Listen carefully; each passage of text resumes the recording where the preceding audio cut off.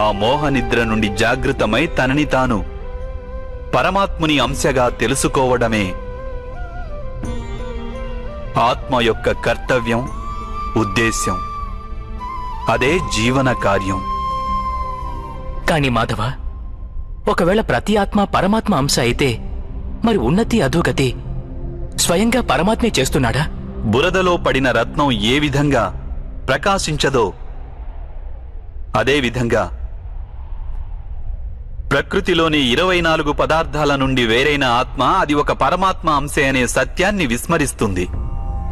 ఆత్మలు ఎక్కువ శాతం తమ దేహాన్నే సర్వస్వంగా భావిస్తాయి. తాము దేహానికి భిన్నమని అవి తెలుసుకోలేకపోతాయి.